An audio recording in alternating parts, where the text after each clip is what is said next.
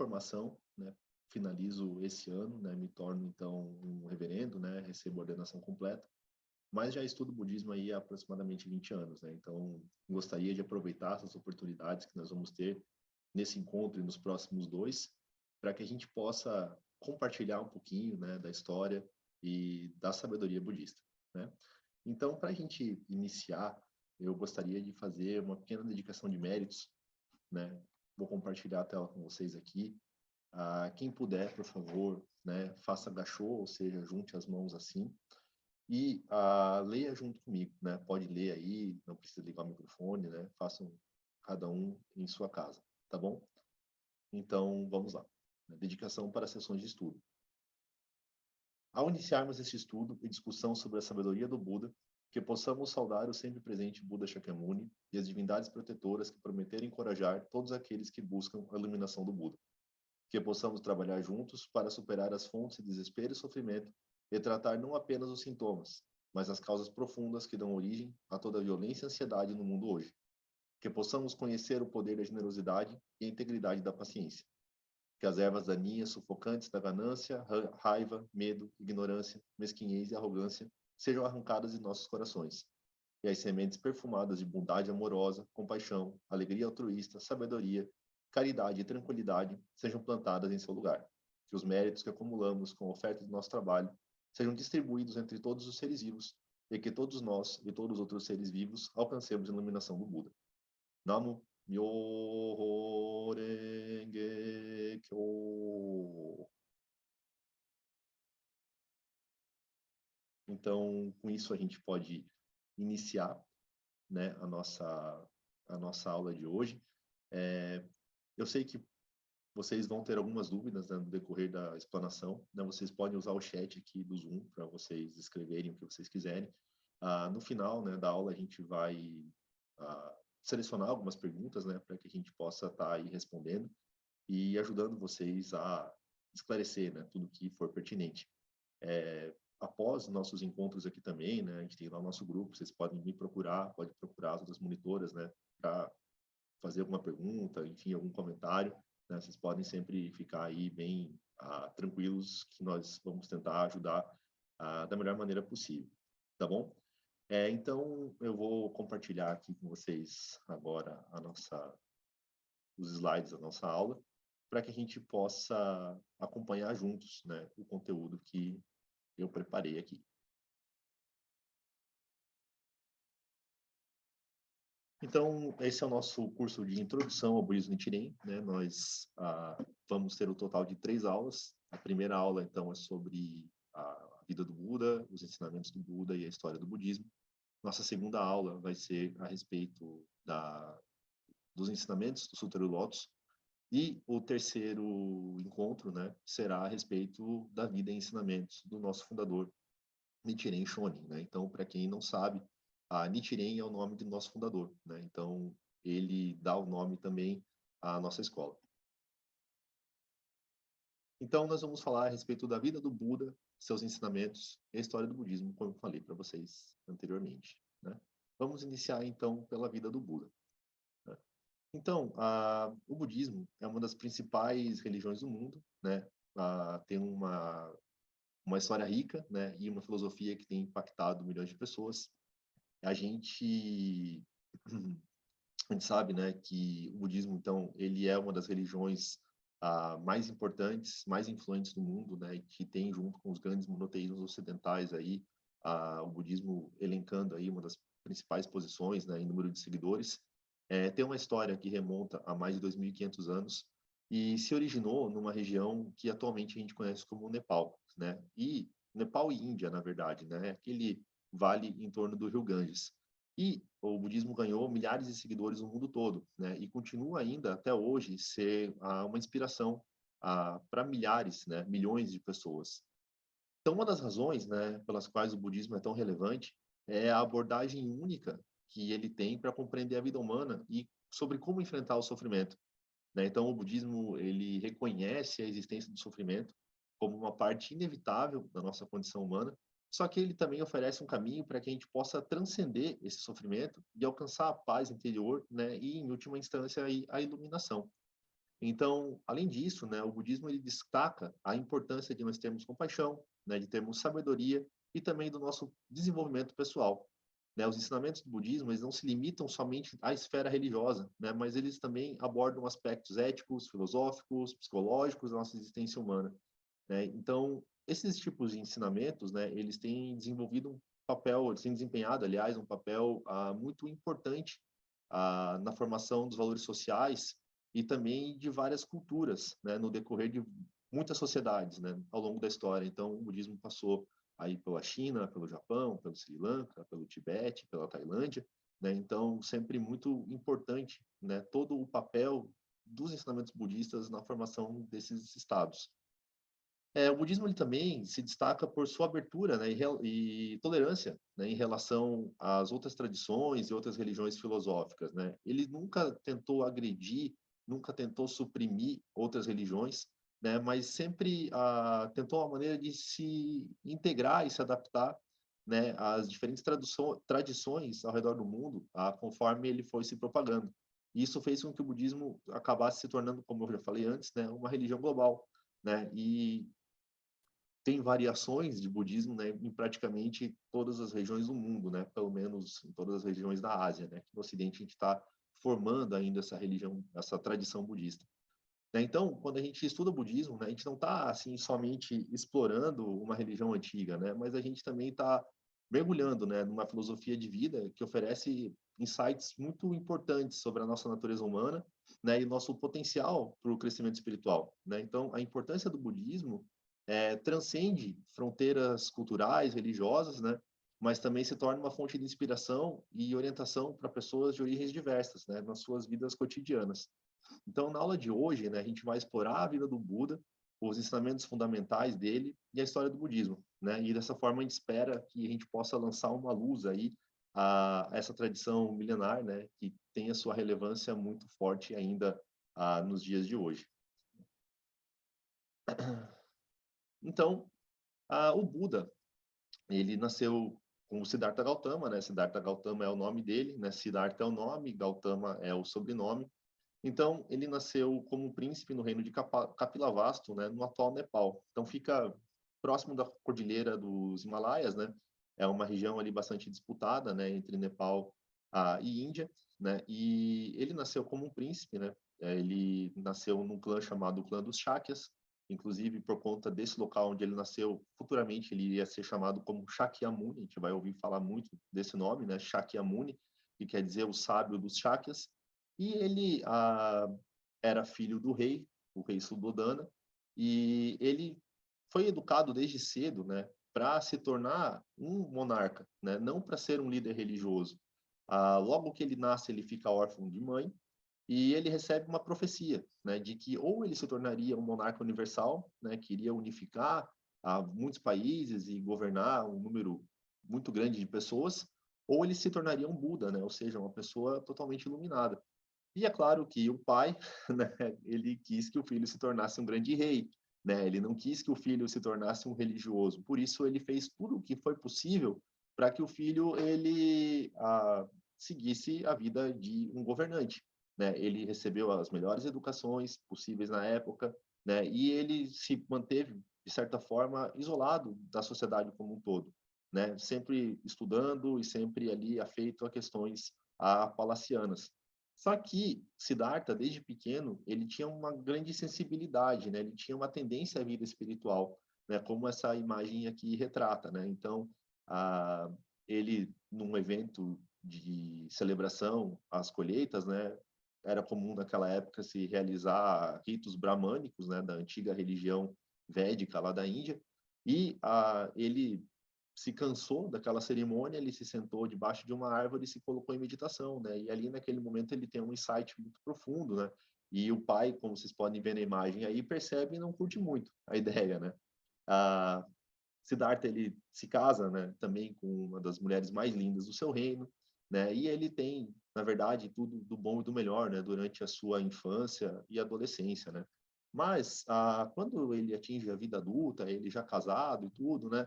Ele resolve saber um pouco mais a respeito da realidade, né, do reino dele, né, do local onde ele ia ser governante.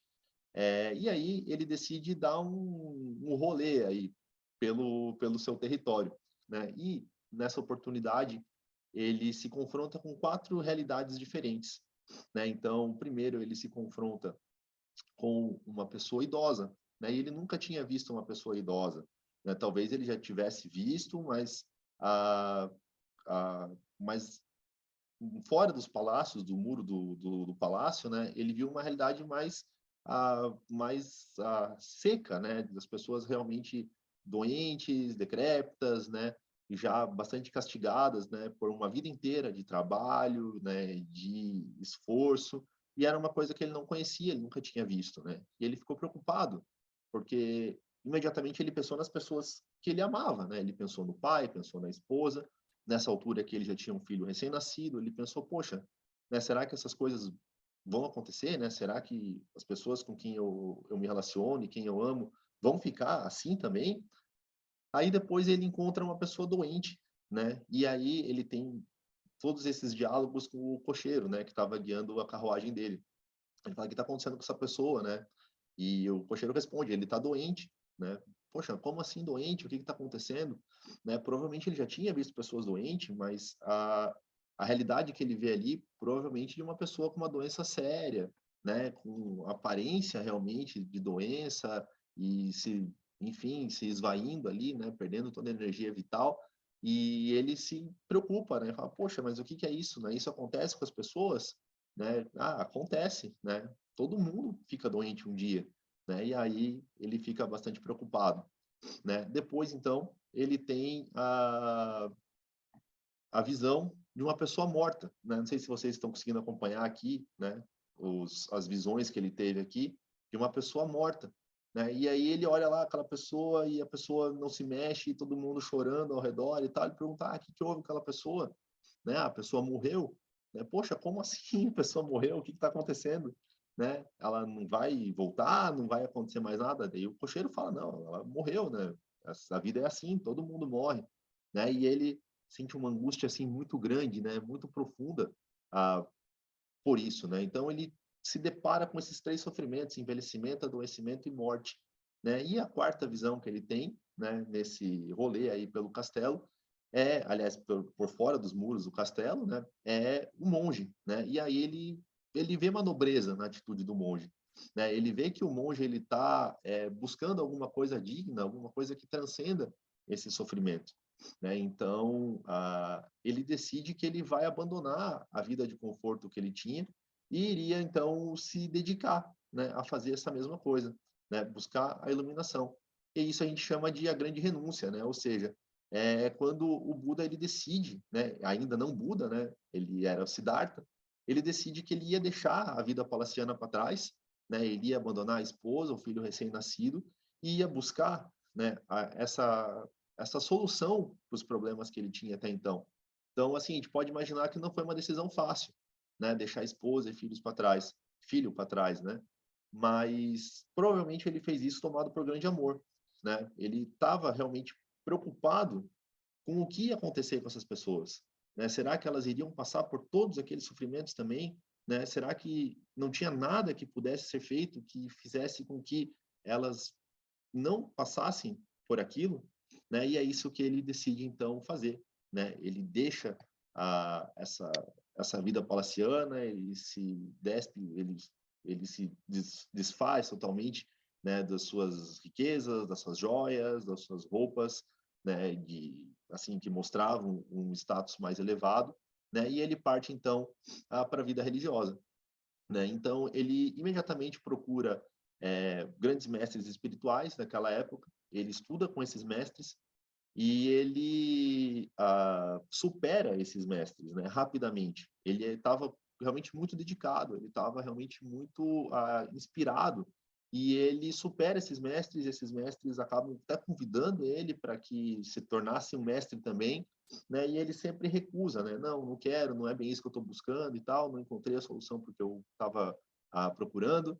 E passada essa fase de estudar com os mestres, ele começa a se dedicar ao ascetismo, né? Então ele tem uma prática muito severa com o próprio corpo, de se alimentar mal, né? De dormir pouco, de beber pouca água, né?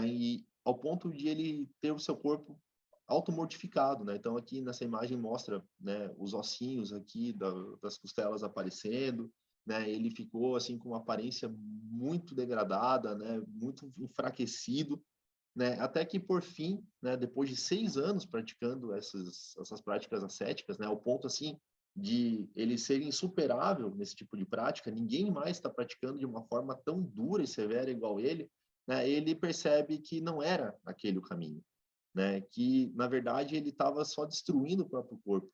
E aí ele faz uma reflexão, né, a respeito da vida que ele tinha no castelo, que era uma vida muito boa, onde todos os desejos que ele tinha eram aí concretizados, né? E a vida que ele estava agora, né? Que era uma vida muito dura, muito sofrida.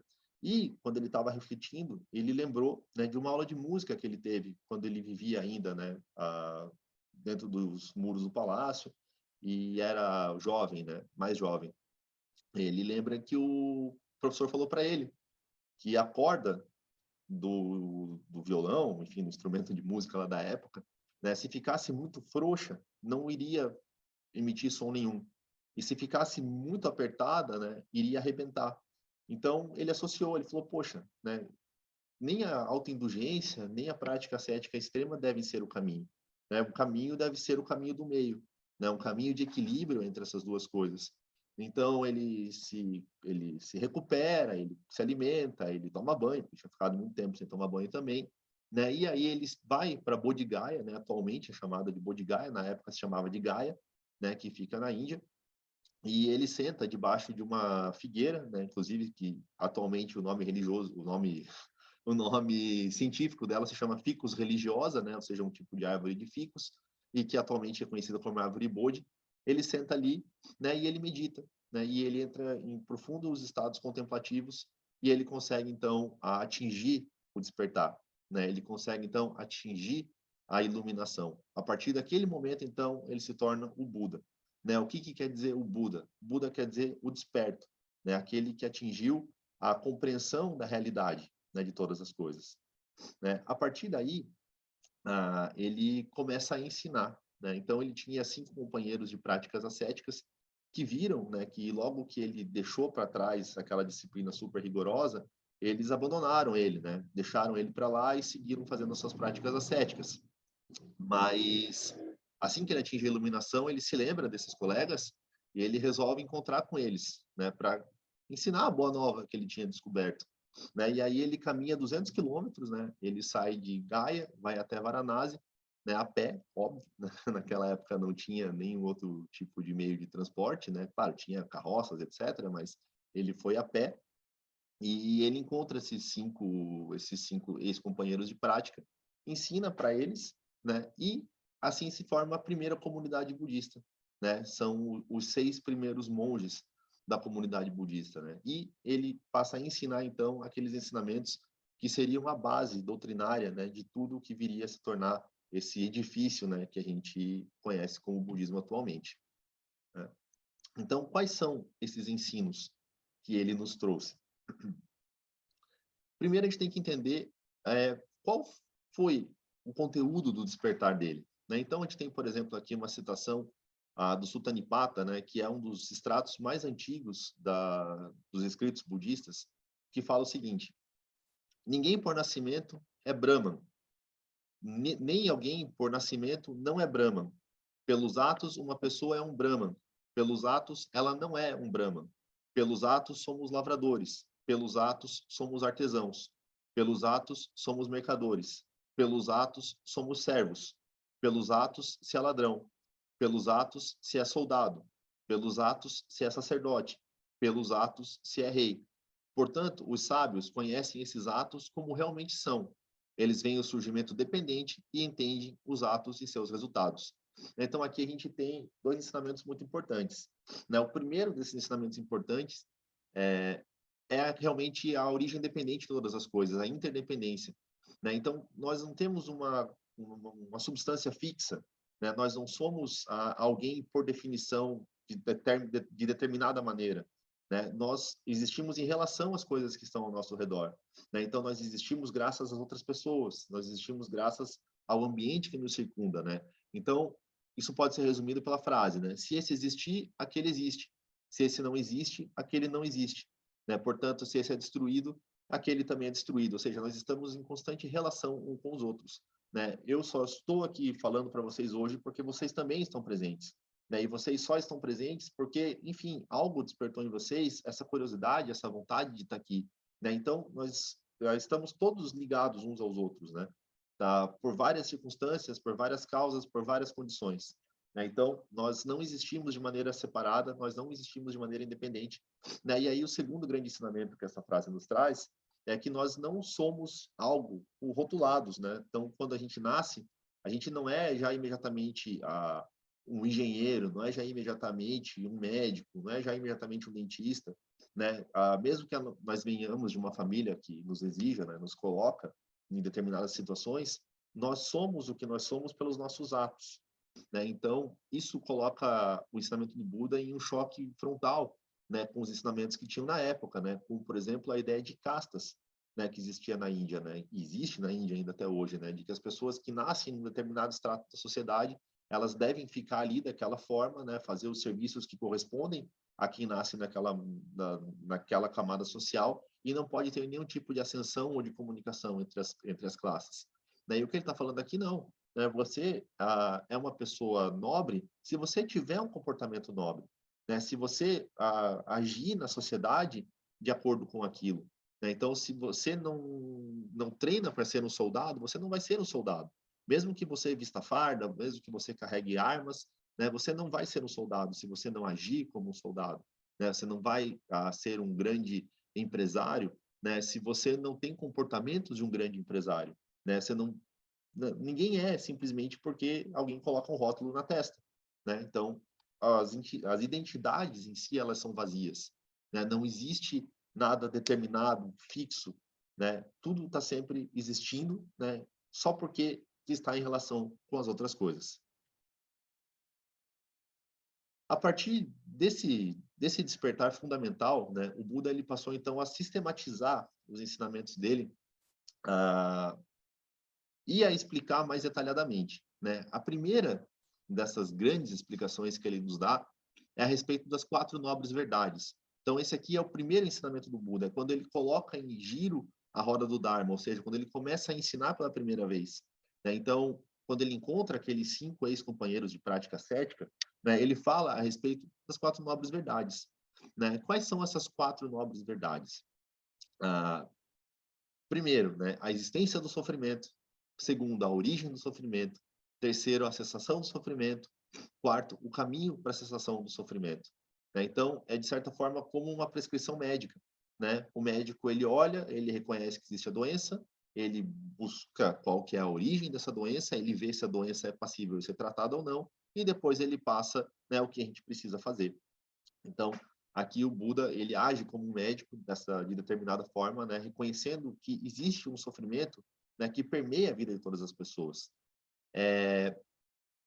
Esse sofrimento a gente fala que é uma insatisfação muito grande, né? As pessoas elas pensam que tudo é permanente, que tudo dura para sempre, né? Que a nossa juventude, a nossa beleza vai durar para sempre. As pessoas com quem nós nos relacionamos e que nós amamos vai durar para sempre.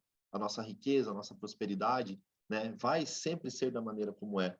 Mas as coisas não são assim, né? A impermanência ela se abate sobre nós e nós sempre acabamos sofrendo no final. Né? Por mais que você esteja super feliz agora, amanhã pode ser que você não esteja. Né? E se você não reconhece isso na tua própria vida, né, você vai estar sempre, né, com essa sensação de que você está infeliz, né, que você está insatisfeito, que você está aflito. Né? Então a gente chama de dukkha, né, o dukkha, né, em sânscrito, essa sensação de aflição, né, de tristeza constante, de insatisfação constante, né? Então isso o Buda fala, né? A vida ela é permeada pelo sofrimento, né? A vida é sofrimento, né? E a gente sabe que é, né? Por mais que a gente fale, não, a vida é alegre, a vida é boa, e tudo mais, mas só que a vida é boa, ela chega num momento crítico em que essa coisa boa acaba, né? A gente é saudável hoje, que bom, né? A gente está desfrutando da nossa saúde de maneira plena e feliz, mas a qualquer momento, a qualquer instante pode acontecer alguma coisa, né? Então a gente precisa ter consciência disso, né? E aí a gente precisa saber da onde vem esse sofrimento, né? Por que a gente pensa desse jeito? né? Por que que a gente está sempre aflito e por que a gente está sempre criando expectativas sobre as coisas, né? Então, a gente precisa compreender, né, que o que o budismo chama de 3 venenos, que é a avareza, ira e estupidez, né, são os venenos que fazem com que a gente crie esse sofrimento na nossa vida, né? Então, a avareza, ou o apego, né, é que a gente querer tudo para nós, né? A gente querer sempre mais, a gente nunca está satisfeito com o que a gente tem. Eu comprei um carro, mas daqui a pouco eu quero um carro melhor, né? Ou daqui a pouco eu quero um carro importado, ou eu consegui um emprego, mas logo mais eu quero uma promoção, né? Você sempre quer mais, mais, mais, mais, né? Isso a gente chama de tânia, né? Ou a sede, né? A gente tem essa sede constante por mais, né? A gente quer mais, sempre mais, né? Então, a gente tem a ira, né, que sempre acaba com a nossa sanidade, né? A gente é tomado pela raiva constantemente, né? A gente sempre fica duro, sempre fica nervoso com as coisas, né? Você pode dizer, não, eu não fico, eu sou uma pessoa super tranquila. Não, você fica. Com certeza você fica. Todos nós ficamos, né? E aí a causa mais fundamental de tudo isso é a ignorância, né? A nossa ignorância de fato não entender as coisas como elas são, né? As pessoas não saberem, né? E por agirem baseadas na ignorância, elas acabam fundamentalmente ficando com raiva, querendo mais coisas, não reconhecendo a impermanência, né? E sofrendo, sofrendo, sofrendo, sofrendo, né? Então aí a gente tem uma perspectiva muito ruim, na verdade, né? Para a vida humana, né? A gente tem que essa ideia de que somos constantemente intoxicados por avareza e estupidez e que nós sofremos sem parar, né? Então, essa é a situação de uma pessoa comum, né? Então, uma pessoa que vive aí, né, ao léu, né, de qualquer maneira, está sempre envolvida por esses sentimentos. Mas o Buda, ele traz aí a boa mensagem para a gente, né, que é possível a gente acabar com esse sofrimento, né? Tem uma forma de a gente transcender esse sofrimento e a gente atingir a iluminação, ou seja, atingir uma paz e uma tranquilidade constante. Como a gente faz isso, né? O Buda, então, ele fala que a gente precisa se conscientizar a respeito da vacuidade, né? A gente precisa se conscientizar a respeito da impermanência, né? A gente precisa se conscientizar a respeito do nirvana, né? Então, isso a gente chama de os 3 selos do Dharma, né? A impermanência, ou seja, pelo nome já dá para imaginar, né? Todas as coisas, elas existem e deixam de existir depois, né? A vacuidade, que é o vazio de todas as coisas, né? Nada é simplesmente por ser, né? Tudo existe em relação às outras coisas. E o Nirvana, né? Que é, além da banda de rock, o Nirvana é essa paz constante, né? A serenidade, a tranquilidade última, né? Então, quando a gente reconhece a existência dessas 3 coisas, né? Ou algumas pessoas falam ainda uma quarta coisa, né? Que é o sofrimento condicionado a todas as outras coisas que são compostas, né? Ou seja, se a gente se apega a um cachorro, né? Aquele cachorro ele traz sofrimento para a gente. Precisa entender isso, não eliminar o cachorro, mas entender, né? Então, se a gente se conscientiza dessas coisas, a gente pode, né? A gente tem um vislumbre de que a gente pode então acabar com aquela sede, né? E vencer a aflição que nós sentimos. E isso nos leva, então, para a nossa quarta nobre verdade, a última, né, que fala a respeito da cessação do sofrimento. E aí o Buda ele passa uma prescrição médica, né? O que a gente precisa fazer? Né? Quais são os caminhos que a gente precisa seguir para que a gente possa acabar com esse sofrimento? E aí vem o ensinamento muito conhecido do budismo, que é o nobre caminho óptimo. Antes de eu falar sobre o nobre caminho óptimo, eu gostaria de explicar para vocês uma coisa. A gente fala as 4 nobres verdades. E a gente tem a impressão aqui que nobre é a verdade, né? Mas só que, na verdade, a nobre não é a verdade, né? Nobre é quem segue essas verdades. Porque vocês lembram, lá no slide de antes, é pelas atitudes que as pessoas são o que elas são. Então, se você segue esse tipo de ensinamento, automaticamente você se torna uma pessoa nobre, uma pessoa digna, né? Uma pessoa de caráter louvável, né? Então, na verdade, essas são as 4 verdades dos nobres, né? Então, quais são os caminhos que o Buda ensinou? Que tipo de atitude que a gente tem que ter em relação à vida, né? Ele chamou de nobre caminho óctuplo. Então, como o nome fala, né, ele é seguido por 8 elementos que se interconectam e conduzem a gente para a cessação do sofrimento. Então, cada um desses elementos, eles são importantes para que a gente possa cultivar uma vida ética, sábia e compassiva.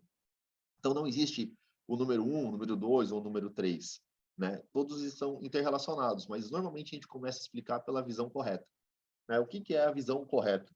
Visão correta não é simplesmente enxergar, né? Mas é ver, né? Tem uma diferença muito grande entre enxergar e ver, né? Então, nós vemos a realidade de forma correta, né? Como ela é, né? Aí um outro adendo, né? Quando a gente fala em correto, aqui a gente não está se opondo ao errado, né? Porque a gente também precisa superar essa dualidade de certo e errado, né? Existe o que é adequado e o que não é adequado.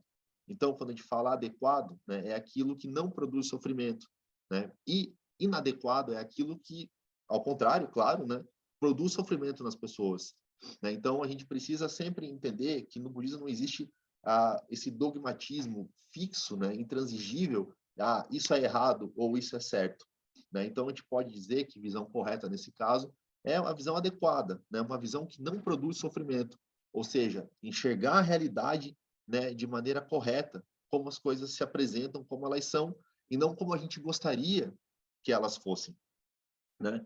Aí a gente vai para o segundo, né? Indo aqui no sentido horário, né? Que não que seja o segundo, mas é a forma como tradicionalmente te apresenta isso, né? Pensamento correto. O que que é o pensamento correto? A gente evitar a avareza, a ira e a estupidez, aqueles três venenos que eu mencionei para vocês antes. A gente evita esses três venenos e a gente passa a ter, então, um pensamento correto, né? Fala correta. O que é a fala correta? É a gente não ter nenhum erro de português, né? A gente falar assim de uma maneira polida, rebuscada. Pode até ser, num determinado nível, mas não, né? A fala correta aqui, ela está se referindo a não mentir, né? Está se referindo a não ter uma fala divisiva, a não jogar conversa fora, a não criticar as outras pessoas, né? A esse tipo de coisa, não ter uma fala agressiva, né? Então, isso é fala correta. Então, a partir do momento que você mente, a partir do momento que você cria divisão entre as pessoas, ou que você é agressivo com alguém através de suas palavras, você já não está tendo mais uma fala correta, né? Então, mas às vezes é preciso ser mais duro, mais ríspido e tal, né? Usar de palavras mais agressivas, mas lembrem-se, né? Eu falei para vocês, fala adequada, né? O que é adequado ao momento? Depois nós temos a ação correta, né? O que que é ação correta? Ação correta é não roubar, não matar, né? Não ter conduta sexual inadequada. E aí a gente pode se perguntar, mas poxa, conduta sexual inadequada, o que que seria uma conduta sexual inadequada? É aquela que não produz sofrimento, né? Só que a gente tem que entender que às vezes o sofrimento ele está num nível de nossa consciência que a gente não consegue perceber, né? Então, a gente tem que praticar esses 8 caminhos para que a gente veja que, às vezes, você entrar em curso sexual com alguém, por mais que seja consentido, você está provocando sofrimento em você mesmo também, né? Ou na outra pessoa, por mais que isso não seja evidente no primeiro estágio, né? Então, a gente precisa sempre estar consciente do que a gente está fazendo, né? Então, não provocar esse tipo de sofrimento, né? E, claro, não precisa nem falar sobre matar, nem roubar, né? E aí a gente fala também sobre o próximo sobre o próximo caminho, né? Que é meio de vida correta, né? O que a gente pode dizer sobre o meio de vida correto? Não se intoxicar, né? Então, o que que entra nesse campo de não se intoxicar? Falando de maneira bem, vamos dizer assim, estrita, né? A gente não ingerir nenhum tipo de substância que afete a nossa consciência, né? Mas poxa, quer dizer, pô, eu não posso tomar uma cervejinha de vez em quando, né? Você pode, não tem problema. O que você não pode, né? Você fazer disso o seu meio de vida, você viver constantemente bêbado, né? Você tomar atitudes importantes na tua vida com o efeito dessa embriaguez, né? Seja de álcool, de drogas, ou de chocolate, ou de café, né? Ou sei lá, de chá, né? Se você depende de alguma coisa, já não está tendo mais um meio de vida correto, né? O meio de vida correto também envolve a nossa profissão, envolve aquilo que a gente faz.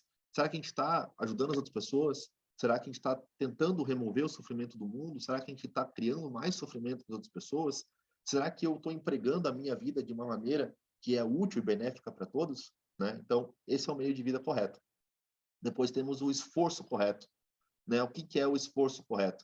É você se esforçar, mas não se esforçar tanto assim, né?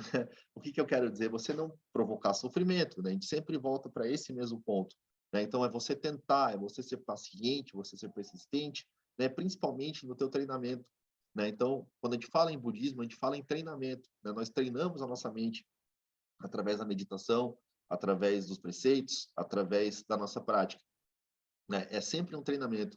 Então, você está sempre se esforçando, né? Se esforçando para avançar sempre um pouco mais, ser melhor amanhã do que você é hoje, ser melhor hoje do que você foi ontem, né? Então, isso é o esforço. Sem você se desgastar, sem você ficar chateado, sem você ficar, sei lá, exaurido com uma coisa, né? Atenção correta, né? Então, é você estar sempre consciente daquilo que você está fazendo, né? Se você está comendo, você está comendo. Se você está dormindo, você está dormindo, né? Se você está atendendo alguém, falando com alguém, você está falando com alguém, né? Então, você está presente no momento que você está agora. Muitas vezes a gente está ali comendo, mexendo no celular e prestando atenção no que alguém está falando, mas na verdade você não está nem comendo, nem mexendo no celular, nem prestando atenção no que a outra pessoa está falando. Então, a atenção correta é a gente colocar todo o nosso esforço, né, naquilo que a gente está fazendo no momento presente, né? E concentração correta, por fim, né, a gente manter esse estado de atenção plena, né, essa concentração meditativa, né, como uma parte ativa do nosso dia a dia, né? Sempre manter esses estados profundos de concentração, né? Sempre manter esses estados profundos da mente, né? Então, assim a gente fecha os 8 caminhos, né, desse nobre caminho óptimo. Claro que eu não exauri aqui totalmente o significado, teria muito mais coisas para se falar, mas aqui eu estou dando uma breve assim, pincelada a respeito, né, desse que é um ensinamento básico, na verdade, né? Então, muitas pessoas falam, eu sou budista e tal, mas você conhece o Nobre Caminho Óptimo? Conhece as 4 nobres verdades? Mas se você não conhece, se você nunca ouviu falar disso aqui, mas você fala, eu sou budista, então eu tenho uma má notícia para te dar, infelizmente. Né? Isso aqui é o básico, né? É o básico, é em cima disso aqui, né, que todo o restante se constrói, né? E a partir desse ensinamento que o Buda dá, né, esse primeiro giro da roda do Dharma, a gente tem toda a difusão do budismo, né? No primeiro momento, o Buda ele propaga o budismo, né, primeiro nessa região aqui onde meu mouse está passando, né, que a gente chama de Vale Gangético, né, que é as regiões ao redor do Rio Ganges, então é onde o Buda nasceu, onde ele viveu, né, onde ele morreu. Então, várias cidades importantes. Ele se concentra ali, ele faz esses ensinamentos durante 40 anos, né, e depois ele entra no Parinirvana, ou seja, ele morre, né, e os seus ensinamentos são perpetuados, então, e propagados pelos seus discípulos, né? E é importante falar que os seus discípulos, eles transmitiam isso de um para o outro, de geração para geração, inicialmente de maneira oral, né? Ou seja, eles se reuniam, eles recitavam todos juntos os ensinamentos, e se falam em 80 mil ensinamentos, então a gente pode imaginar aí pessoas de uma memória prodigiosa, né? Embora, claro, a gente possa discutir bastante a respeito disso, se era tão oral assim quanto a tradição fala, mas esses ensinamentos eles eram recitados, né? E os monges eles ensinavam para as outras pessoas, para outras gerações. E aí o budismo ele foi se propagando, né? Então teve uma vertente que foi para o sul, né? Do continente ali, do subcontinente indiano, né? Ele vai ali para a direção do Sri Lanka, da Tailândia, né? Do Camboja, né? E aí o que a gente chama atualmente de budismo Theravada.